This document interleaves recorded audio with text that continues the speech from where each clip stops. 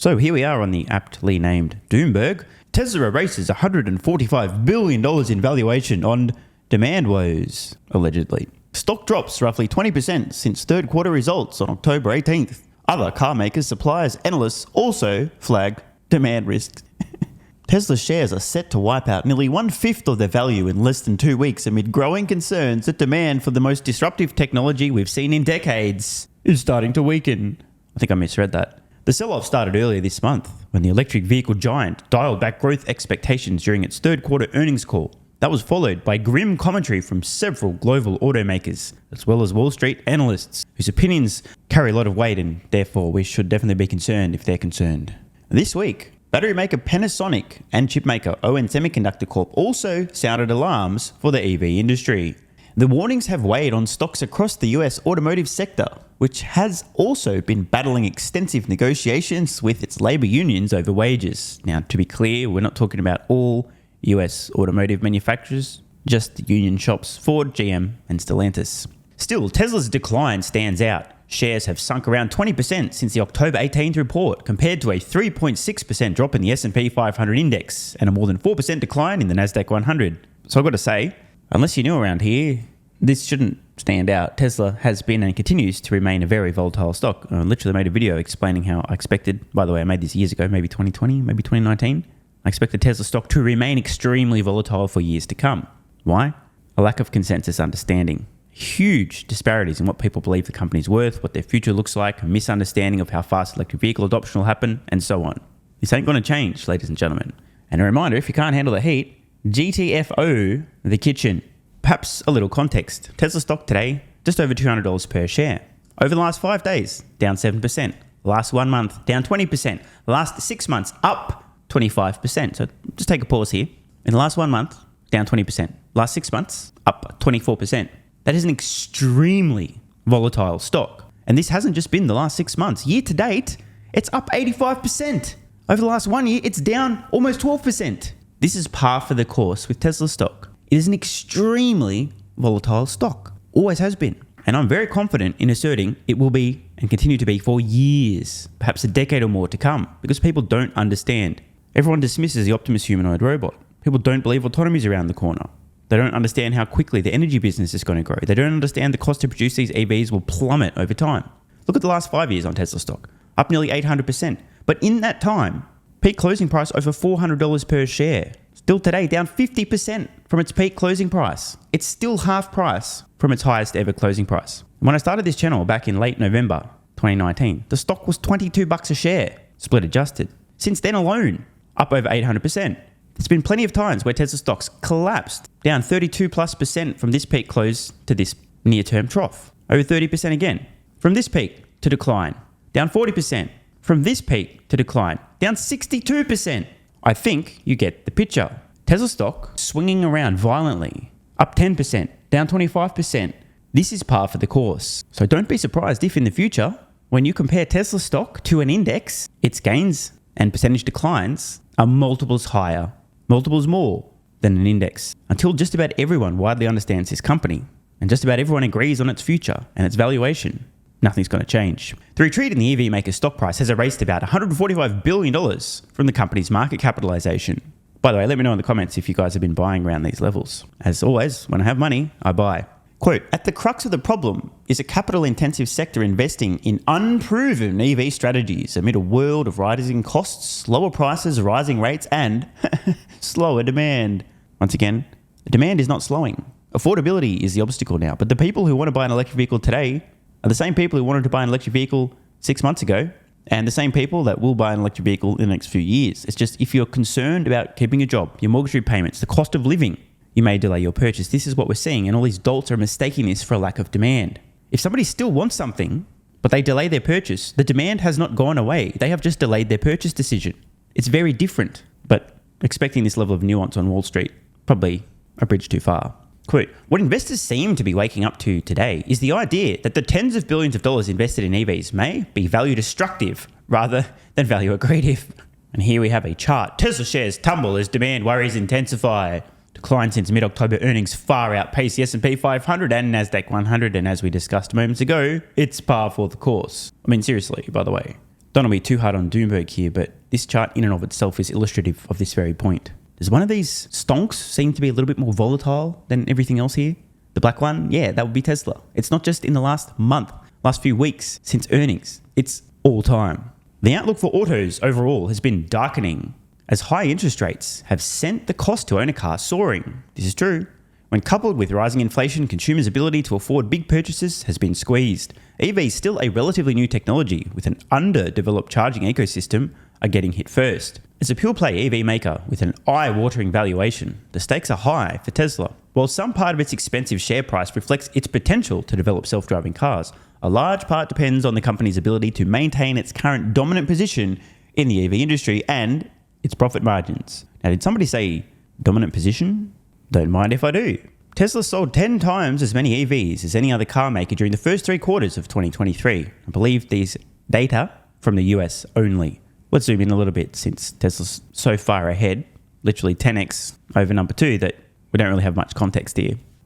I mean, need I say more? Imagine being number 2 in more ways than one, or 3, 4, 5, or 6. This is what you've got to compete with. Tesla has 10 times the scale, 10 times the sales, massive cost advantages, an incredible brand, an incredible product about to begin deliveries, the Cybertruck, more on that in a moment. And Tesla's actually making significant profits per vehicle sold and dictating pricing in the entire industry, whereas you are losing staggering amounts of money per vehicle sold and barely selling any. I'll tell you what, I would not want to be any of the companies on this chart other than Tesla. So any guesses as to whether or not Tesla will be able to maintain its current dominant position in the electric vehicle industry? Yeah, no, I have no idea either. Obviously, the competition's coming now, so I'm sure that chart will look very different in a few quarters, right? As EV demand tapers, according to these clowns, it does not. It is not, as I said. You guys saw the chart, right? Tesla's selling plenty of them. And Tesla's aggressive price cuts seem to be losing their ability to boost demand much further. Right. That's why Tesla's currently not able to sell all the vehicles they're producing. Idiots. Investors are starting to get jittery, reflected in the sharp slide in the share price. Now, it is true. Many short-term gamblers are panicking right now, and thank you for the discounts. I'm happy to take the shares around $200 a pop off your hands. You are never getting them back. Now, I'm just kidding. Obviously, Bloomberg are right. There's a huge slowdown in EV demand, and the only way to keep selling EV production is for Tesla to start advertising, just like Hyundai with their Ioniq 6, which I'm sure you've seen plenty of ads for, sponsorships of sporting events and so on. They've been going absolutely bananas, which is why they haven't had to cut the prices on this vehicle at all this year. Oh, wait, what's this? Sorry, I should have read the post before I started talking. Hyundai has cut Ioniq 6 prices for the 2024 model year by up to $4,100. But I thought if you ran out some ads, you just could keep selling all your vehicles. If that's not true, maybe what is true is that if you don't follow Tesla's prices down, you won't sell vehicles. And therefore, the only way for these companies to keep selling vehicles is to keep cutting prices in line with Tesla and lose even more money per vehicle sold. If it's true that that's occurring, it is. And at the same time, we're in the worst economic situation, the worst time in the last 15 years for the automotive market. Customers who would have purchased a vehicle today are delaying that purchase indefinitely for 3, 6, 9, 12, 24 months. The next 6, 12, 18, 24 months are going to be absolutely brutal for all companies producing vehicles, period, especially those trying to produce electric vehicles, and may accelerate the demise of many of these companies. I do have some positive news, though, for the folks who continue to demand that Tesla start advertising more broadly, because that's how they keep selling vehicles. The toughest time for the automotive industry in the last 15 years, Tesla paid who knows how many tens of millions of dollars to have Joe Rogan shoot a bow and arrow at the Cybertruck on his podcast, which dropped today. I'm not sure how many takes this took. They obviously borrowed some of Nikola's CGI experts here to put some fake sparks, because this definitely didn't really occur. And I wonder how many takes it took for Joe Rogan to pretend that he shot his bow and arrow into the Cybertruck. I definitely approve of this advertising campaign from Tesla. I don't care how much they spent. I'm sure it was money well spent. It doesn't get much better or more iconic than that. As we can see here, the search interest for Cybertruck has rocketed higher, roughly 4 times the search interest for Cybertruck as a result of this bow and arrow being shot. By the way, it didn't penetrate, it just destroyed the arrow, hence the sparks. About 4 times the search interest than any other point over the last week worldwide. So if anyone knows how much money Tesla spent doing this advertisement during the Joe Rogan podcast, I'd love to know. By the way, I got a funny feeling that many posts like this will begin also going viral on X. I mean, who can argue? This is a truly iconic shot. Joe Rogan shatters an arrow on Cybertruck that would easily go through a normal car. A mere 22 million views on this particular image on X. If you guys want to see it in motion, Sawyer posted this clip. Hopefully I don't get done for Joe Rogan copyright. They're pretty militant about that, but check it out. By the way, this was an extremely dangerous stunt. The ricochet actually flew towards the camera person in this video. You probably can't see it on the low res footage here on X, but if you guys watch the original, the arrow, at least part of the arrow is something. The arrow tip, I think, goes flying towards the camera in this. Super dangerous. Of course, Elon did warn about that. But anyway, check it out. Obviously, a super viral moment that's going to generate a huge amount of interest, not only for Tesla's Cybertruck, but also other products in the lineup. I just want to show you guys and girls how incredibly viral the Cybertruck is. It really does bear repeating. First deliveries take place in a month. I don't think the world is prepared. I've done a search in a whole new tab, incognito on YouTube, so there's no biases. The algorithm's not tailoring this to me.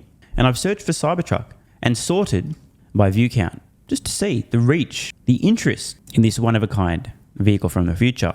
Video number 1, pure clickbait, obviously. 54 million views. Somebody obviously falsely claiming that they own a Cybertruck, or perhaps what they really mean is somebody made me a clone of a Cybertruck. But again, 54 million views. I don't know who this person is or the channel. Maybe they have 100 million subscribers. No, 425,000. So clearly this video in and of itself, the topic about Cybertruck, somebody claiming to have owned a Cybertruck, very interesting to customers. Another video on Cybertruck, 52 million views. Another with Jay Leno, 35 million. Somebody who spotted a Cybertruck, 26 million views. One more time. This is a video that somebody shot on a phone. I saw Elon Musk driving a Cybertruck. 26 million views posted 2 months ago. Just being driven. Another one with 18 million. Another with 16. Another with 11. 9 million. I mean, these are some serious numbers. And this is before the thing's been released. And you can bet when MKBHD takes delivery of his Cybertruck, look out. 7 million people were curious. Cybertruck versus Ford F-150. Who will win? Over 5 million views on a Cybertruck versus Porsche 911 drag race. The Cybertruck Unveil event, a mere 5 million views. Comparatively speaking, not that much interest. Now, I've noticed something, folks. I think I might be on the bad list. It's possible that I may have offended the YouTube overlords, given the fact that I've done a search here and sorted by view count. There appears to be a surprising omission around the 1.1 million views mark. Now, call me crazy, but if there's a YouTube video posted on a channel with 1.1 million views, and the very first word in the title is Cybertruck, and it's literally about the Cybertruck, could anyone explain to me why, when searching for Cybertruck videos by views, we get to 1.4 million, 1.3 million, 1.1 million? It should be sometime after that, right? Because it's also 1.1 million, 1.1 million, 1 million, 937,000. What's going on here, YouTube? Oh, I know what's going on. I pissed them off, of course. The censorship overlords, they don't like me. Hey, YouTube, go f*** yourselves. Oh, no, I'm sure there's a rational explanation, right? It's not like I've searched for Cybertruck by view count and should be seeing videos about Cybertruck by view count. Again, to close, I just want to point something out, okay? The Cybertruck, unquestionably, is going to be the most viral product ever. Name something, a product, more viral than Cybertruck. Oh, wait. Actually, I won't, because you're never going to be able to come up with one. 2 of the 3 most viewed videos on this channel, not including stuff that was taken down by copyright trolls, we won't go there, both on Cybertruck. Number 1 and 2. Although there was a video on Model Y that should slot into the number 2 spot. This is important. And remember, first deliveries, a month away. What do you think happens when these things start hitting roads? What do you think happens when John Jones takes delivery of his Cybertruck? When Joe Rogan gets his hands on his own Cybertruck? Celebrities, athletes, rappers, you name it. What do you think happens when they all start taking delivery of their Cybertruck? What about when the YouTubers get their hands on them? What about Mr. Beast? I saw a great post on X today, somebody suggesting a Mr. Beast video. I'm sure he'll do it too. Cybertruck versus $1 to $1 million weapon. We've seen an insight today. A quadrupling in search interest for Cybertruck as a direct result of Joe Rogan firing a bow and arrow into the side of the Cybertruck. You ain't seen nothing yet. Want more content? Early access? Bunch of perks? Click the links in the pinned comment. Athletic Greens AG1 has given me a massive, meaningful boost in energy, allowing me to do a lot more every day, including using my brain more and using my body more. I highly recommend you guys and girls check it out. Athletic Greens AG1 is an excellent way to fill in nutritional gaps. It's got 75 high-quality vitamins, minerals, and whole food source nutrients, plus prebiotics and probiotics and digestive enzymes and adaptogens to help you deal with stress. Plus, if you click the link in the pinned comment or head to drinkag1.com/SMR, you can get yourself a 1-year free supply of vitamin D3 and K2. But don't take my word for it. Here's what some of you guys and girls have to say. AG1 has changed my life. I was, as you described, treating myself like a circus, ate like trash, rarely exercised, used alcohol as a stress crutch, cannabis also. AG1 is what gave me the kick in the ass, got me back to the gym, motivated me to do more for myself, family, my business, etc. Keep doing what you do. Now, I know there's some skeptics, the same kind of people who think Elon Musk is a fraud, reading this going, what do you thought? There's no way that's possible, bro. It must be a placebo effect. Believe it or not, this is a recurring theme. If you give your body everything it needs to feel and perform its best, including having a lot more energy, you'll need ways to use that energy. For me personally, that includes more exercise, moving my body more social activity, and more cognitively demanding tasks, including producing a fuck ton of exclusive content over on Twitter and on Patreon, plus my daily YouTube uploads. The proof's in the pudding. On to another testimonial from a viewer of this channel. SMR, you asked me to provide feedback on AG1. Here it is. It has helped with mental acuity, stamina, and intestinal waste management. Can't read between the lines. Certainly helps with regularity and digestion. That's what the digestive enzymes are for. It has also dramatically reduced my cravings for sugar. You guys need to stop eating sugar. It's fucking poison. I'm 50, 5'9", and overweight, aka a fat motherfucker. I think that's a technical term for overweight, isn't it? Is it fat motherfucker or obese? I can't remember. I average 100 hours a week in the West Texas oil fields as a safety supervisor. Jesus Christ, dude. No wonder you're struggling to keep your weight under control. 100 hours a week. Brutal. It has helped me lose weight.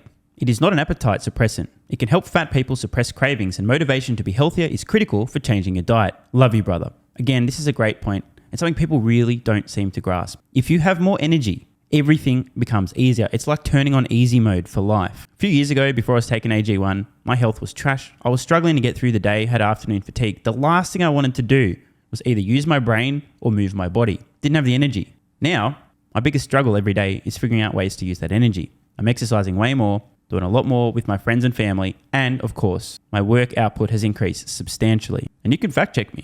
Check out the average length of my videos I was posting to YouTube 3 years ago. Need I say more? And one final testimonial. Love this one. Okay, here's the deal for me with this AG1 shit. I'm 41 years old and not the type to eat, drink, smoke, or sleep healthy, so I was skeptical. That being said, here's what I experienced. Day 1, meh. Day 2, afternoon fatigue was about 45 minutes late. Day 3, 0 afternoon fatigue. Day 4, 0 afternoon fatigue plus extra energy. Day 5, again, 0 afternoon fatigue plus energy, wondering, what the fuck, really? See, this is the thing, right? The results for many people are just almost too good to be true. This is the same experience I had. My afternoon fatigue just vanished out of nowhere. I'm like, wait, what the fuck? Why am I not tired in the afternoons anymore? Surely, it's not that AG1 shit, is it? Turns out it was. Day 6 and 7, same thing. Day 8, same thing. Plus, I had the want to get things done around the house that I normally would slack off and not get done. Again, the point, extra energy, you'll need to use it, you'll find ways to use it. Day 9, 10, and 11, and today is day 12. I fucking love it. So however you managed to get me to buy it, I'm so glad you did. Thank you so much, SMR. It really changed me so far. Guys, this shit really works. Just try it. By the way, this is the reason I continue to relentlessly promote AG1. A lot of people get real fucking mad in the comments. Oh my God, snake oil salmon's sold out. Oh my God, he's a scammer. This is fraud. But constantly, I'm pretty sure everyone making these comments is also currently short Tesla stock. I'm not particularly concerned about people having a negative perception, those folks suffering from small brain syndrome, still living in my bum's basement syndrome, etc., writing mean comments, claiming AG1's a scam or it doesn't work. I mean, bro, when I get feedback like this is what keeps me going. And remember, there is a 90-day money-back guarantee. There's nothing to lose here. Just try this stuff for a month, and if you don't get these results, get your money back. See, it's a literal no-brainer. It's an IQ test at this point in time. Testimonial after testimonial after testimonial like this. Get your money back if it doesn't work. Just try it for a month, and if it doesn't work, get your money back. Today's the day. It's finally time. Be like this guy who was a massive skeptic, but finally, after 1,000 promotions in a row, caved in, tried AG1, and has results like this. Head to drinkag1.com/SMR or click the link in the pinned comment, and please, let me know how you're feeling in a few weeks' time. Now, if you'll excuse me, time to put my extra energy to good use. I'll be recording some more exclusive content for Patreon and my Twitter subscribers. So click the links in the pinned comment. See you over on Twitter and or Patreon, and don't forget to grab your AG1. Love ya.